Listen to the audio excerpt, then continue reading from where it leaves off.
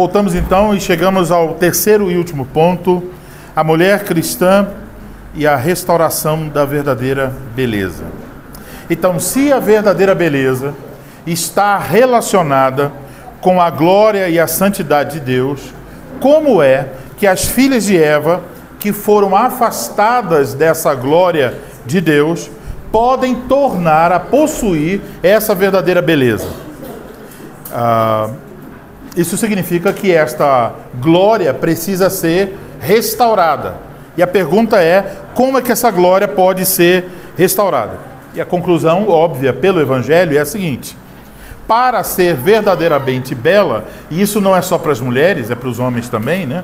Mas pensando agora sobre as mulheres, para ser verdadeiramente bela, uma mulher precisa, em primeiro lugar, ser liberta dos seus pecados e miséria espiritual e ser reconciliada com Deus, para então ter restaurada a relação com Deus, da santidade de Deus, que dará a ela a restauração da imagem de Deus na vida desta mulher, para que ela recupere a glória da beleza perdida. Ora, isso nos leva a um momento da história e a um lugar específico. Isso nos leva à cruz de Cristo. Então, Cristo está lá crucificado, morreu pelos nossos pecados. Mas vamos pensar sobre quem está lá. Vocês ouviram que eu mencionei várias vezes, para falar da santidade, da beleza da santidade de Deus, o texto de Isaías capítulo 6. Vocês conhecem essa passagem. Isaías tem uma visão na qual ele vê a glória do Senhor e vê a glória, então, da santidade do Senhor. Quem é esse que Isaías vê? Quem é esse que é belo? Quem é esse que é glorioso? Quem é esse que é santo? A resposta está em João, capítulo de número 12, versículo de número 41. O apóstolo João diz, falando sobre esse episódio do capítulo 6 de Isaías, ele diz: isto disse Isaías, porque viu a glória dele e falou a seu respeito. De quem João está falando? Está falando do Senhor Jesus Cristo. Então, o que foi que Isaías viu? Isaías viu a beleza da glória do Senhor Jesus Cristo revelada lá no capítulo 6 de Isaías. Então, se perguntarmos: Isaías, quem é este? Que Isaías dirá: ele é belo, ele é glorioso, ele é santo. Guardaram isso? Quem é Jesus? É belo, é glorioso e é santo. Ok. Então, ele é eternamente glorioso, eternamente santo, eternamente belo. Mas, estando nesta glória inacessível, o que ele fez? Ele desceu e assumiu natureza humana para tornar-se nosso Salvador. E aí lemos as seguintes palavras em Isaías 53. Quem creu em nossa pregação? E a quem foi revelado o braço do Senhor? Porque foi subindo como renovo perante ele, e como raiz de uma terra seca. Agora, não tinha nem aparência, nem formosura.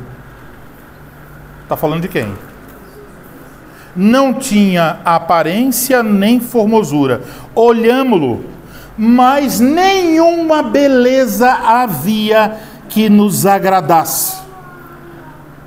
Era desprezado e o mais rejeitado entre os homens, homens de dores, que sabe o que é padecer, e como um de quem os homens escondem o rosto, era desprezado e dele não fizemos caso.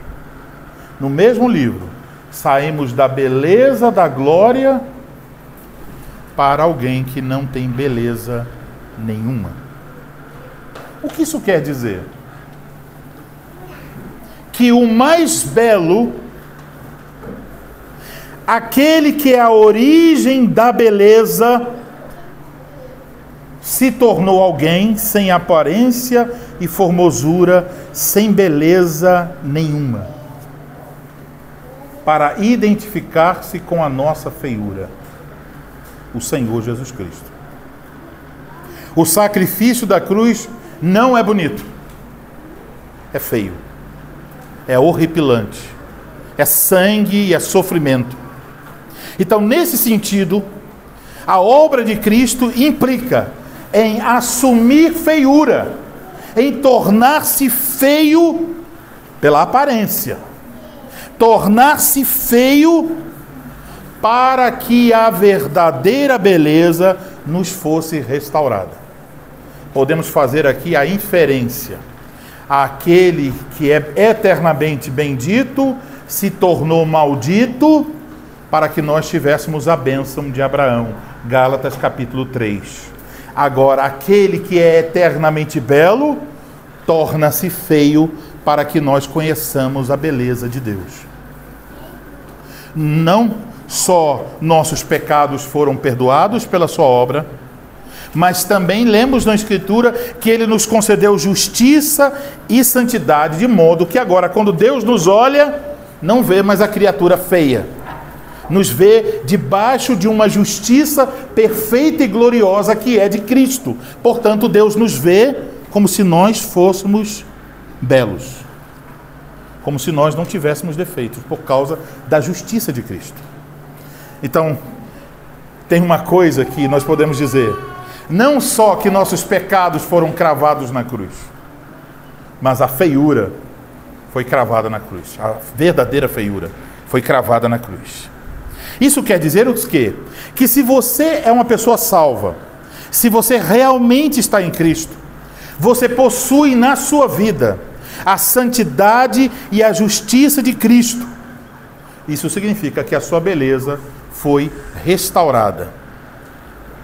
E é por isso que nós encontramos a mesma relação entre beleza e santidade no que diz respeito à igreja de Cristo, que é a noiva do Cordeiro.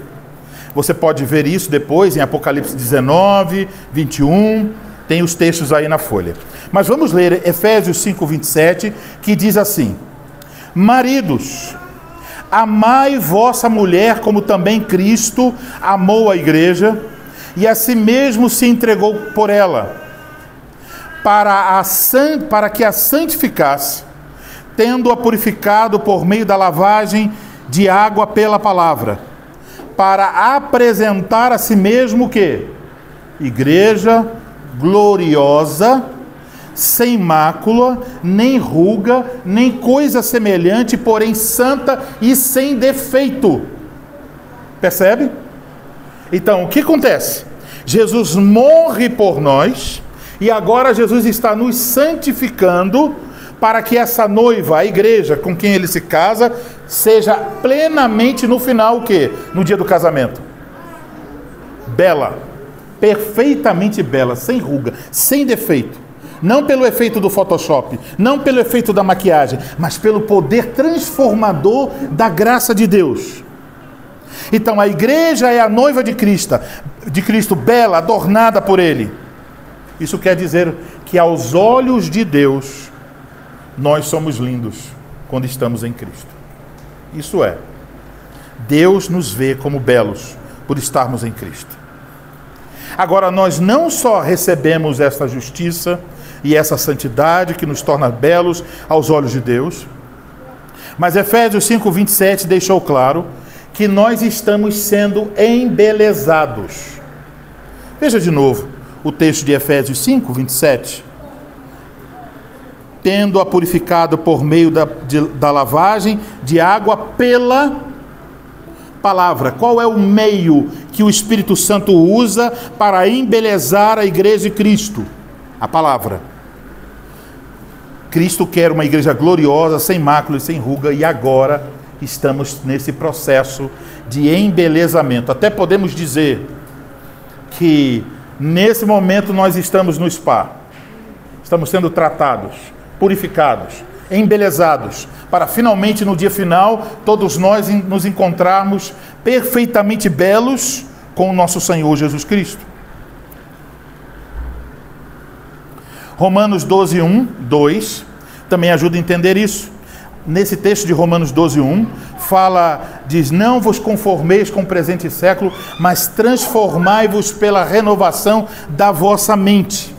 Essa palavra, transformai-vos, é a tradução de um verbo grego que significa metamorfo, que vem a nossa palavra metamorfose. Então isso pode trazer à memória, e provavelmente aqueles que praticam educação domiciliar, as crianças já devem ter observado isso, a lagarta se transformando em uma borboleta. O que está acontecendo ali naquele processo de transformação da lagarta em borboleta? É uma metamorfose. Pela graça de Deus, nós nos deixamos transformar. Deixamos de ser uma coisa e agora estamos sendo transformados em outra. Aqui poderíamos usar as palavras do Raul Seixas. Nós somos uma metamorfose ambulante. Não no sentido que ele usou, mas no sentido que nós estamos vivos e estamos sendo transformados. A beleza que reflete a glória de Deus está sendo dia após dia restaurada em nossa vida. Assim entendemos o que diz 1 Coríntios 4,16. Por isso não desanimamos. Pelo contrário, mesmo que o homem exterior se corrompa, contudo o interior se renova de dia em dia. Então tem uma transformação, não externa, interna, pela obra do Espírito Santo. Isto quer dizer que esta beleza espiritual está sendo restaurada interiormente. É uma beleza duradoura, não passageira, verdadeira, não enganosa. Enquanto a beleza externa passa, porque nós vamos envelhecendo, essa permanece e cresce. Mesmo que a pessoa fique doente, mesmo que fique velho ou velha, mesmo que morra, essa beleza não pode ser roubada, não pode ser tirada. À medida que nós somos transformados, mais e mais nós vamos refletindo a glória de Deus. E é por isso que 2 Coríntios 3,18 diz: e todos nós, com o rosto desvendado, contemplando como por espelho a glória do Senhor, então é preciso contemplar essa glória, somos transformados de glória em glória na sua própria imagem, como pelo Espírito do Senhor, como pelo Senhor o Espírito. Contemplando como por espelho a glória do Senhor. Qual a glória? A glória da sua santidade, a beleza do seu ser. Conhecendo a Deus, a glória de Deus revelada na Escritura, somos transformados de glória em glória. O toque final dessa metamorfose que está ocorrendo agora será dado quando nossos corpos mortais forem feitos como o corpo glorioso de Cristo. Paulo diz em Filipenses capítulo 3, versículo 20 e 21, pois a nossa pátria está nos céus, de onde também aguardamos o Salvador, o Senhor Jesus Cristo, o qual transformará o nosso corpo de humilhação para ser igual ao corpo da sua glória, segundo a eficácia do poder que ele tem de até subordinar a si todas as coisas. Teremos um corpo glorioso como o Senhor Jesus Cristo. Então essa glorificação final exterminará da nossa vida todo o pecado, todas as doenças, todos os defeitos físicos e todos os defeitos morais. Nosso corpo corruptível se revestirá de incorruptibilidade, não estará mais sujeito à velhice, à doença, a quaisquer problemas. Então, naquele momento, no dia da glorificação, a beleza interna que já começou, se revelará também uma beleza externa. Os defeitos serão tirados totalmente. Seremos lindos para sempre. Todo rastro de feiura provocado pelo pecado será arrancado de nossas vidas. Como é que você deve responder a isso? A tamanha graça, a este amor do Salvador pela sua vida. A resposta se encontra em 1 Pedro capítulo 3. Vamos ler.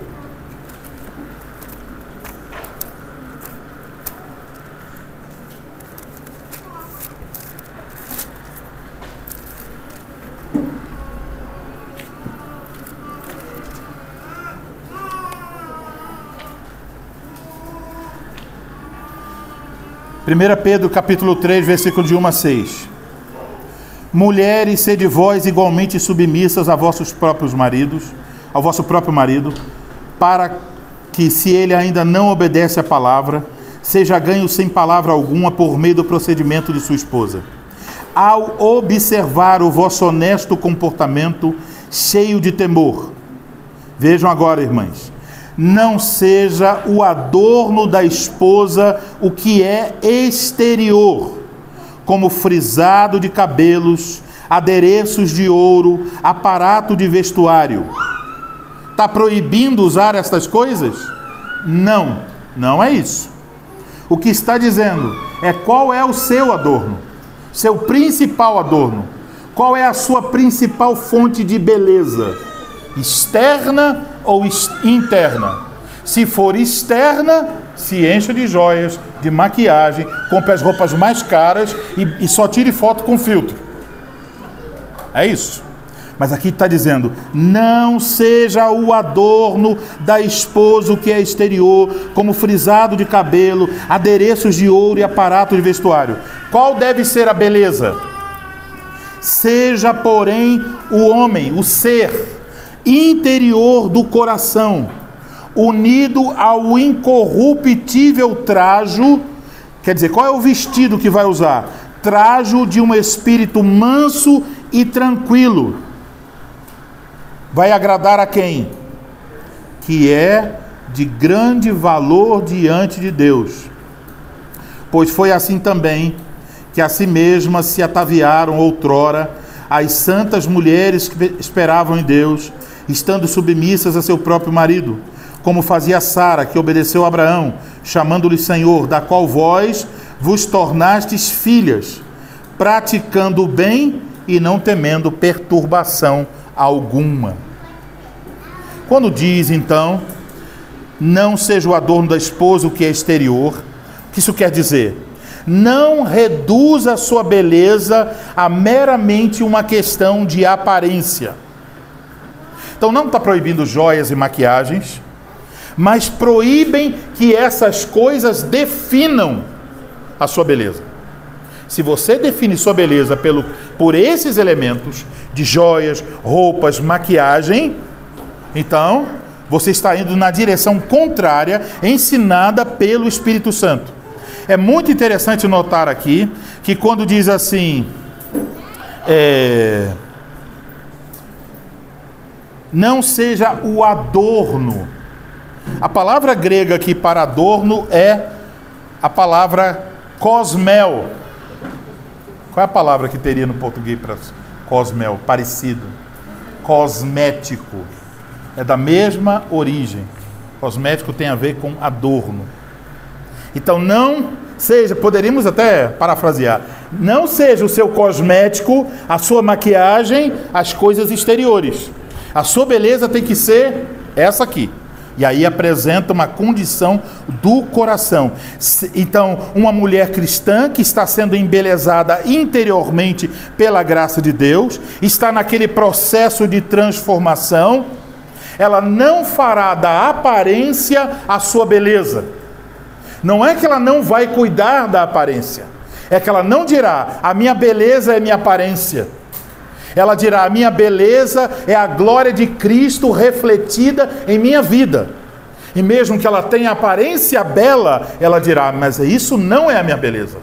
A minha beleza é outra coisa. É algo que Deus fez em mim. Porque beleza exterior, minhas irmãs, qualquer mulher que tenha dinheiro pode conseguir. Pode ser a mulher mais ímpia do mundo. E geralmente as mais ímpias realmente conseguem. Estão aí as artistas, as influencers, fazendo todo tipo de cirurgia, botox, cabelos, cosméticos caros, personal trainer, tudo para poder tirar fotos, ficar mais famosa, ser conhecida. Tudo que elas têm é o quê? Uma capa. Você pode pensar sobre isso quando a gente pensa sobre esses programas nojentos que tem de Big Brother, essas coisas.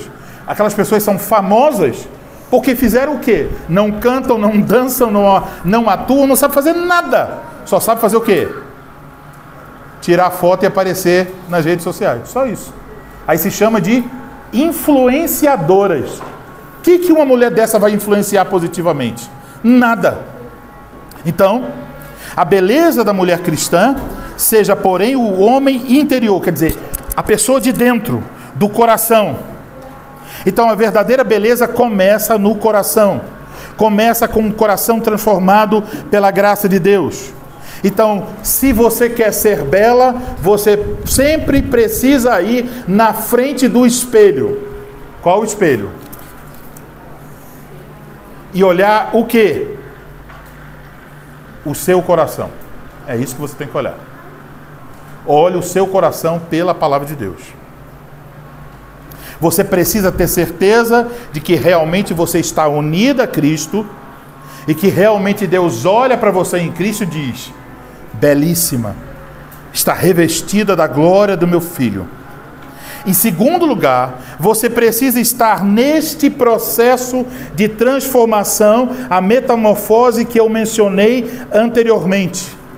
Isso significa que você, como um sacrifício a Deus, vai conformar a sua vida com a maneira de Deus pensar e não do mundo. Não vos conformeis com este século, mas transformai-vos pela renovação da vossa mente, que implica deixar que a palavra de Deus mude a sua forma de pensar. Quando você está nesse processo de transformação, o Espírito Santo está fazendo você ficar mais parecida com quem? E quando você fica mais parecida com Cristo, agora é Cristo na sua glória, Cristo glorioso, você está sendo mais bela. Então, quando isso acontecer, a razão para você passar o batom, a razão para você pintar a sua unha, a razão para você arrumar o seu cabelo e maquiar-se não serão as mesmas razões do mundo. Entende isso? Não é que você jogou tudo fora e não vou mais usar perfume, né? Não vou usar mais nada. Não é isso. Não vou cuidar mais do meu cabelo, não é isso. Mas quando você fizer, você não fará mais para ficar aparecendo diante das pessoas, para que elas te elogiem, para que você se sinta bem. Em primeiro lugar, uma esposa fará isso para a glória de Cristo, se cuidar, se arrumar. E em segundo lugar, fará para o seu esposo.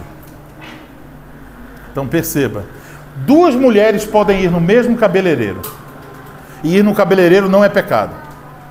Uma senta lá e diz: arruma meu cabelo, porque quando eu passar na rua, eu quero que todos os homens me observem e percebam que eu sou bonitona mesmo. Essa mulher corta o cabelo, arruma o cabelo, para quem? Para si mesma, para ser elogiada, para ser desejada. Pecou? Certamente. Está pecando. A outra sentou no mesmo cabeleireiro, pediu o mesmo corte de cabelo, pagou o mesmo valor e disse: eu quero ficar mais bela para o meu esposo. Uma sai dali bem, porque fez o que é correto, e a outra, fazendo a mesma coisa, pecou contra o Senhor. Então o mundo fala aí, né, do empoderamento da mulher, a capacidade de conquistar da mulher através da sedução, fala da glória, fala do sucesso, valoriza a formosura que é enganosa e vã.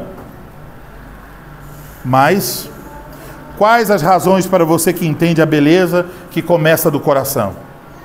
Você começa com o fundamento certo, com a definição certa do que é beleza. Você começa olhando não para si mesma, começa olhando para Deus. Depois de olhar para Deus, você conclui: Ele é santo, Ele é glorioso, Ele é belo e, portanto, conclusão do início do estudo, devo adorá-lo, devo glorificá-lo. Então, o cultivo da beleza exterior cai no lugar certo, um lugar secundário, um lugar apropriado, dentro dos parâmetros de glorificar a Deus, de viver bem a vida, de estar bela para o seu marido. E, obviamente, isso fará mudar muitas coisas na sua vida, mas porque muda a perspectiva. Agora, quais são os adornos dessa beleza? O texto diz: incorruptível trajo de um espírito manso e tranquilo. Quando usa essa palavra manso, refere-se à gentileza, à bondade, à humildade. Então, qual é a coisa que Deus olha e diz, que coisa linda? Quando Deus encontra o quê? Uma mulher gentil, boa e humilde. Isso Deus considera lindo. É aquela disposição de coração de aceitar as coisas que Deus lhe dá nesta vida. É a não resistência à providência de Deus, a mansidão. É confiar em Deus inteiramente. Então isso é o contrário de arrogância. Isso é o contrário de egoísmo. Isso é o contrário de autoconfiança. A pessoa bondosa não está centrada em si mesma. E tudo isso que estamos falando não é obra, nossa própria obra. Quando estamos falando de mansidão, isso é uma obra, é um aspecto do fruto do Espírito Santo. Então, esse termo aqui, principalmente de mansidão, aqui no nosso texto, tem a ver com uma mulher que se encontra em adversidades. Entende isso? Quando diz mansa, a palavra tem implícito que essa mulher enfrenta adversidades. E a grande pergunta é como ela lida com essas adversidades. Pode ser uma calúnia que ela sofreu, uma doença, uma rejeição, uma perda. Mansa significa que ela se coloca humildemente diante de Deus, confiando em Deus. Tranquila envolve a ideia de estar sossegado, como uma criança que já recebeu o alimento de sua mãe, como acabamos de cantar no Salmo 131. Assim a minha alma está para contigo, ó Deus. Isso aos olhos de Deus torna uma mulher verdadeiramente bonita. Então as mulheres lindas podem ser lindas, mesmo quando a aparência exterior não está mais como era antes. Então isso é muito interessante. Eu poderia dizer e dar um testemunho aqui para vocês. E não é bajulação, e nem programei fazer isso. Mas pensando sobre isso agora, eu posso dizer isso.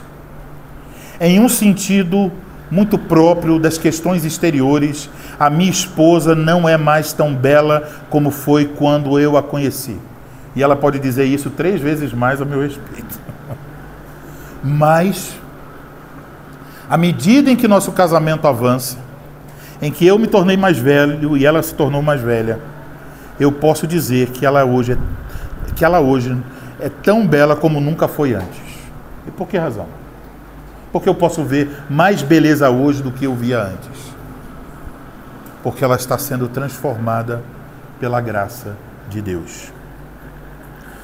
Então, mesmo quando uma mulher está sofrendo, mesmo quando tem os efeitos da idade, mesmo se uma mulher estiver com câncer ou outra doença assolando o seu corpo, se olharmos direito, através de um óculos diferente da graça de Deus, veremos beleza. A beleza da graça de Deus. Um coração manso e compassivo. Um tipo de beleza que difere essa mulher de outras mulheres. Não porque ela colocou um monte de creme, não porque foi para sessões de bronzeamento, mas porque o Espírito Santo está modelando o caráter desta mulher. Portanto, minhas irmãs, eu vou dizer a vocês algo muito sério. Vocês têm 2 opções para se tornarem mais belas.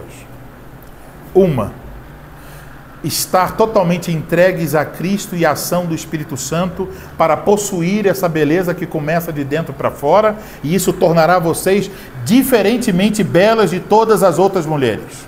A segunda, esquece isso e corre atrás de todos os produtos, tratamentos e coisas apenas para a aparência de vocês. Esses são os 2 caminhos. Qual dessas 2 belezas você vai valorizar? Em Cristo vocês recebem uma consciência estética diferente, agora, pelo ensino. Uma renovação. Então, minhas irmãs, agora vocês têm a capacidade de valorizar, de amar a verdadeira beleza e sentir uma repugnância por aquilo que é feio, o pecado. vocês podem resistir ao mundo. Vocês podem resistir a essa cultura mentirosa, moderna, que está empenhada em destruir tudo que é realmente belo, em chamar o falso de verdadeiro e o verdadeiro de falso. Vocês podem e devem louvar a Deus, reconhecendo, enganosa é a graça e vã a formosura, mas a mulher que teme ao Senhor, essa será louvada. Qual mulher vocês querem ser? A mulher que valoriza a aparência e não demonstra um espírito manso e tranquilo? A mulher que não se submete ao marido? A mulher que não aceita a vontade de Deus? A mulher que não cumpre suas responsabilidades como esposa e mãe que foram confiadas pelo Criador? Ou vocês querem ser a mulher que é transformada de glória em glória, que possui uma beleza que irradia de dentro para fora, uma mulher que confia no Senhor, que se veste de um espírito manso e tranquilo, uma mulher modesta e sábia, que reflete nas suas palavras e ações, que irradia uma glória que chamamos de beleza da santidade. As pessoas olhando para você deveriam dizer: como Jesus é bonito, como Jesus é belo. A beleza erroneamente motivada é a idolatria.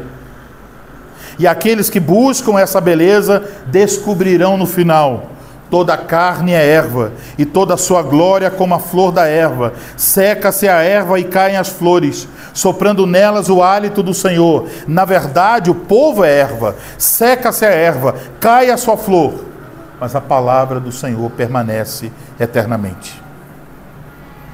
Eu concluo agora, apontando para a nossa esperança, o dia em que toda feiura terá fim, o dia que a nossa transformação será concluída, e como noiva nós seremos apresentados ao mais belo dos noivos, o nosso Senhor Jesus Cristo. E aí tem um famoso romance de um escritor russo, Dostoiévski, uma obra, um clássico da literatura chamado O Idiota. E em determinado momento desta obra, um personagem chamado Príncipe Minsky disse o seguinte: ele disse que o mundo seria salvo pela beleza. O personagem disse: o mundo seria salvo pela beleza. Esse é um pensamento intrigante. E independente do que o autor quis dizer, certamente foi diferente do que eu vou dizer agora, eu diria que eu posso usar a mesma frase de Dostoiévski: o mundo será salvo pela beleza. Por quê? Porque o belo, o santo, o glorioso Filho de Deus salvará todo o seu povo. A nossa salvação já foi iniciada e se concluirá.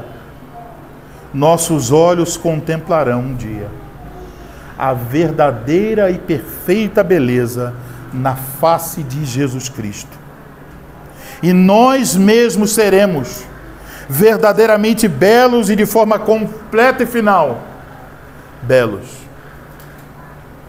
É de lamentar que a minha esposa nunca me verá belo como estarei nesse dia, e no dia em que eu for finalmente belo, não serei mais esposo dela. Mas espero que ainda assim, naquele dia, todos aqueles que nós amamos agora poderão ver a beleza que talvez não encontrem agora. Eu quero encerrar lendo com vocês um salmo que fala de casamento, que fala de beleza, que fala do encontro com a noiva, que antecipa e aponta para o nosso encontro final com Cristo. Salmo 45.